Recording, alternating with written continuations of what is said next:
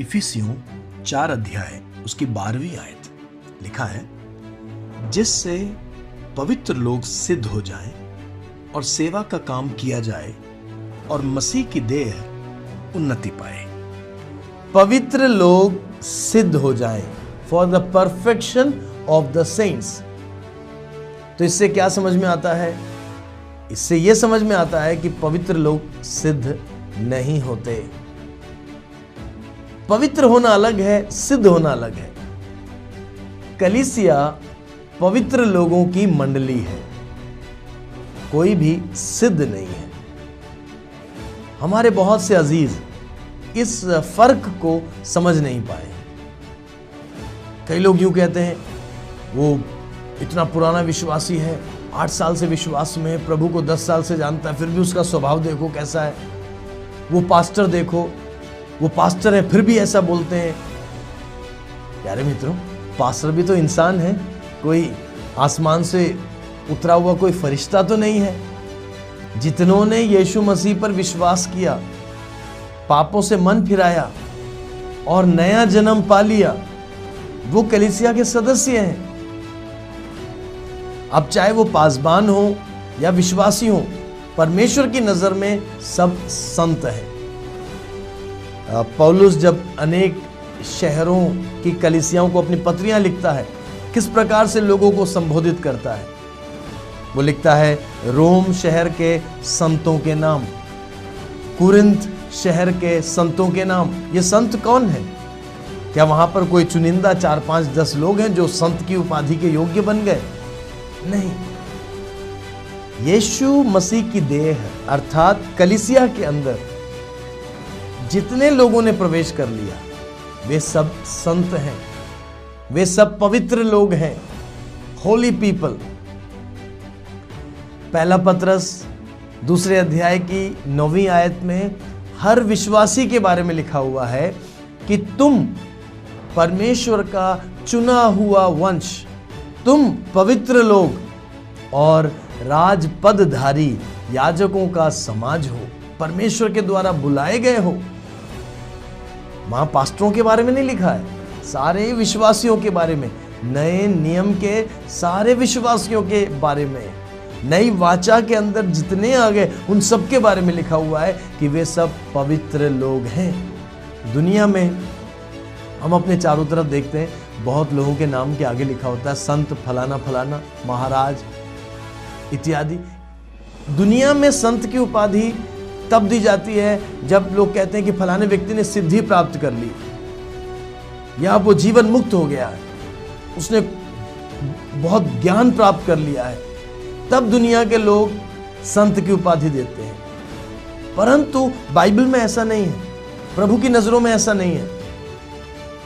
प्रभु हमें पहले संत की उपाधि देता है, प्रभु हमें पहले पवित्र जन की उपाधि देता है। यीशु को जैसे ही आप ग्रहण कर लेते हैं, चाहे आप बिल्कुल मसीह में नए हो, मसीह में शिशु हो, परमेश्वर की नजर में आप संत हैं। और ऐसे संतों का समूह है कलीसिया। Church is the assembly of such saints. ऐसे पवित्र लोगों का समूह है कलीसिया। अब यहां पर जो बात लिखी है उस पर ध्यान दीजिए। संतों को सिद्ध करने के लिए प्रभु ने कलीसिया को धरती पर छोड़ा है। संतों को सिद्ध करने के लिए प्रभु ने कलीसिया में सेवकों को तरह तरह की सेवाओं को देकर सेवकों को स्थापित किया है। प्रभु की स्तुति होने पाए। यानी कलीसिया में रहकर हमें सिद्धता तक पहुंचना है। हर विश्वासी को सिद्धता तक पहुंचना है। आपको सिद्धता तक पहुंचना है, मुझे सिद्धता तक पहुंचना है। आप शायद साधारण विश्वासी होंगे, कलीसिया के पासबान नहीं होंगे, पर आप भी संत हैं, सिद्ध नहीं हैं। आप ऐसे संत हैं जो सिद्धता के पथ पर बढ़ रहे हैं। कलीसिया में रह करके हमें यीशु मसीह के आगमन की तैयारी करनी है और यीशु मसीह के आगमन की तैयारी करते करते हमें उस सिद्धता तक पहुंचना है। प्रभु की स्तुति होने पाए। एक बहुत सरल सा उदाहरण परमेश्वर ने दिया। नदी जहां से शुरू होती है वहाँ पर ये जो पत्थर नदी में आ जाते हैं ये बड़े नुकीले होते हैं, कोने होते हैं। नदी के अंदर ये सारे पत्थर साथ में बहते रहते हैं और नीचे तराई की तरफ जाते रहते हैं। अनेक सालों में, ये बहुत लंबी प्रक्रिया होती है। अनेक सालों में जब ये पत्थर बहते तराई में पहुंचते हैं, ये आपस में घिस कर, आपस में टकरा कर, घर्षण से ये सब चिकने हो जाते हैं। इनकी नोक और इनके कोने सब घिस जाते हैं और ये ऐसे चिकने पत्थर बन जाते हैं जो देखने में बहुत सुंदर होते हैं और उठाएं तो हाथ में अच्छी तरह बैठ जाएंगे। दाऊद ने जब गोलियत को मार गिराया तो अपनी गोफन में रखने के लिए 5 चिकने पत्थरों को चुना था।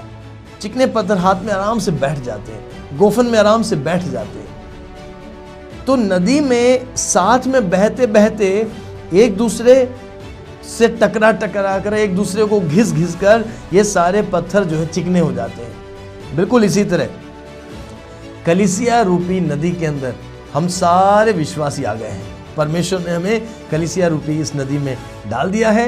यहीं पर एक दूसरे के साथ इस धरती के जीवन की यात्रा को हमें पूरा करना है और जब हम इस यात्रा को पूरा करते हैं तो उस प्रक्रिया में हम एक दूसरे को तैयार कर रहे हैं, एक दूसरे को बना रहे हैं। हमारे कोने घिसे जा रहे हैं, हमारी चोंचें, हमारी नोकें, जिससे हम कई बार औरों को बहुत चोट पहुंचाते हैं, ये सब घिसे जा रहे हैं और परमेश्वर हमें एक बहुत सुंदर चिकने पत्थर का रूप दे रहा है।